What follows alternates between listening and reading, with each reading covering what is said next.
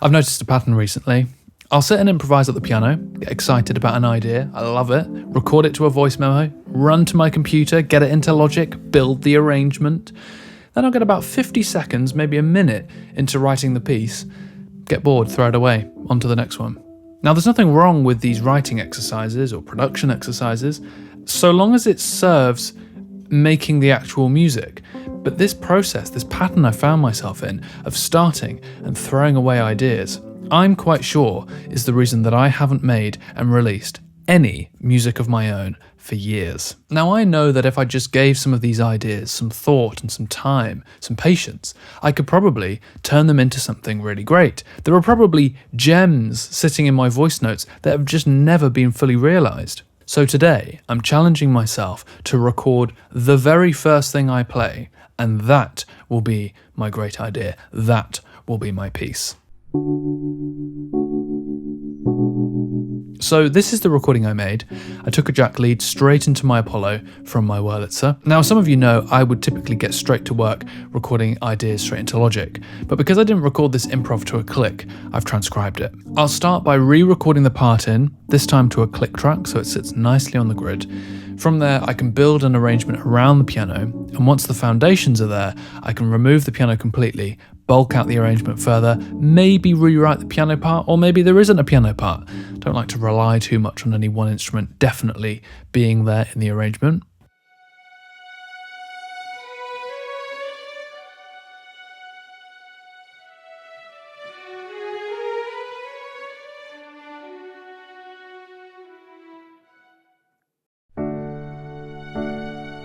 I've had the fun task of reviewing hours of footage of myself putting this piece together, trying to figure out what, if any, insights are actually worth sharing with you.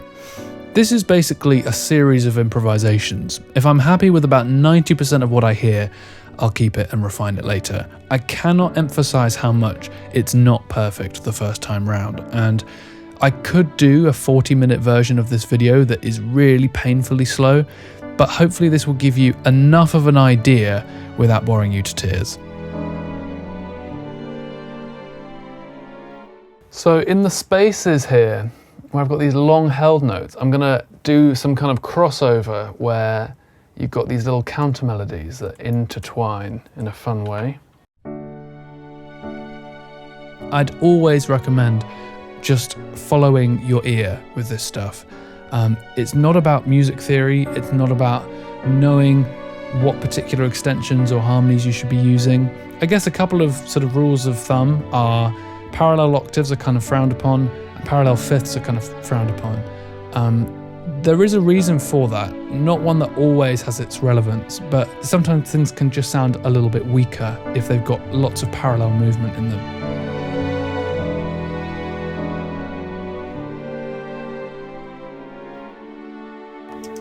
That's quite nice. If you're arriving at a chord, say we've got like F sharp major,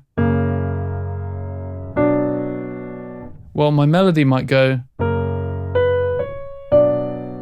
which is nice, but it could also go, just delaying that movement by a little bit, then suddenly inspires me in a new direction. I'm going to add the bass line and then put the cello in afterwards, because sometimes it feels like it needs a bit of grounding and you can tell if notes are going to be muddy against those root notes, which I think the bass line is actually kind of perfect in this piano sketch, so I'm going to keep that. Now, I'm really careful with bass and low end nowadays when I'm working with orchestral parts, because oftentimes in a pop arrangement you're not really going to need the low sub of the double basses. Often if there are drums or if there's an electric bass or a synth bass, the orchestra doesn't really need to have that grounding in the same way that it would if it were just purely an orchestral piece. I have used double basses throughout here, which is actually fairly uncommon for me nowadays, because I do like the sound of my Sine Plus bass, which I made myself.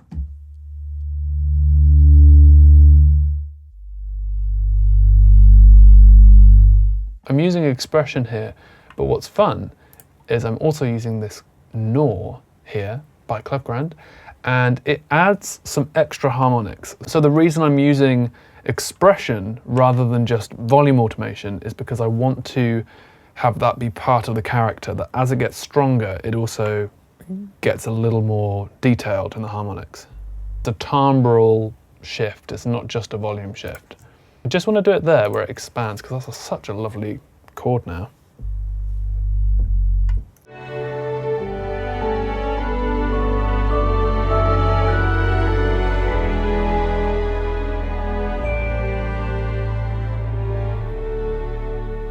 The actual plugins, the specifics of the plugins are not really that important. I like having a little bit of stereo width, so I do add a little chorus, which I do like this Tal chorus because it's free, which is great.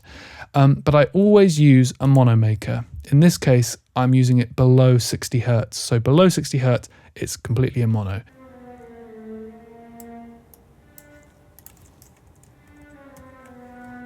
It's all these little permutations that eventually you end up with something that sounds so inevitable that it could never have been wrong, it could never have been weird, but it just takes time to stack these harmonies in the right way. There's all those little movements that add to what inevitably, once I've finished with it, sounds like me.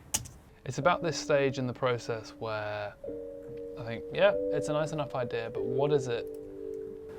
Like, why carry on with this? And I guess the challenge for me today is actually pushing through it, pushing through that urge to just throw it away and do something else or start again. And I'm trying to sit with it now, which is kind of hard for me.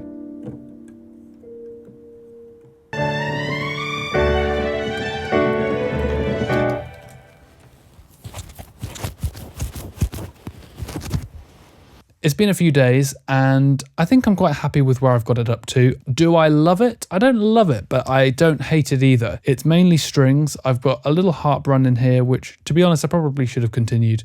It was quite nice while I had it in there. And then I've got a couple of keyboard instruments as well, but let's have a quick listen to this piece.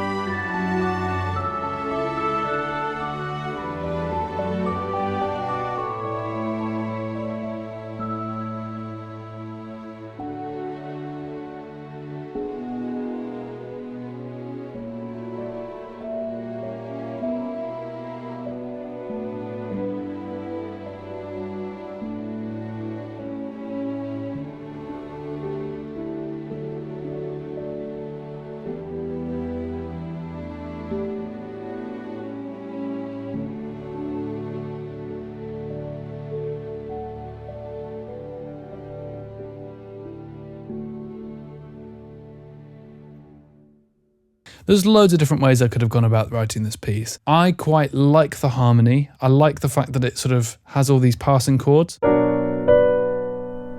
And I like the melody line. The melody becomes a slightly achy thing that resolves.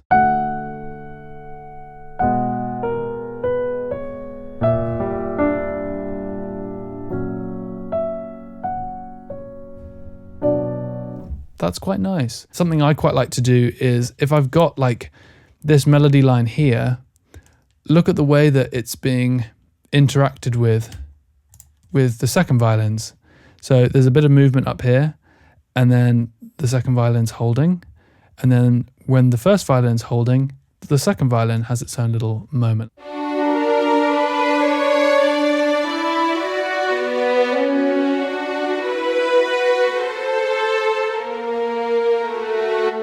Stuff like that can be really fun, especially if it sort of plays around with the stereo image a little bit. There's a bit of a call and response. All of these little passing lines and stuff like that, that's just stuff that I like to do. All these little bits of coloration of what is going to make it sound like me, not like somebody else.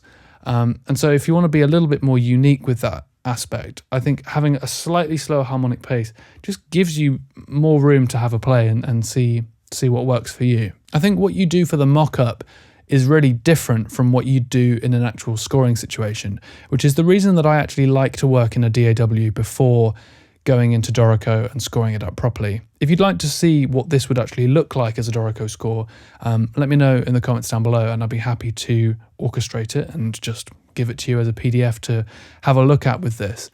I think when I work in Logic here, I'm thinking much more about the sonics and the scale of how I want things to feel. So I'm not thinking so much about how the lines are actually working together. I'm more thinking, what's missing some space here? Can I reinforce the chord by adding a subtle fifth? Or should I maybe double that bass line on the cello so that it just sounds a little bit thicker in the second verse or the second chorus?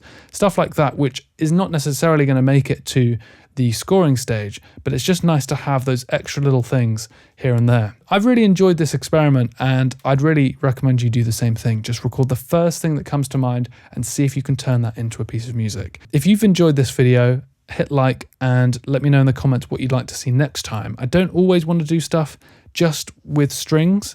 In fact, while I'm still here, I'm going to show you a little sketch of something that I made earlier while I was procrastinating with this.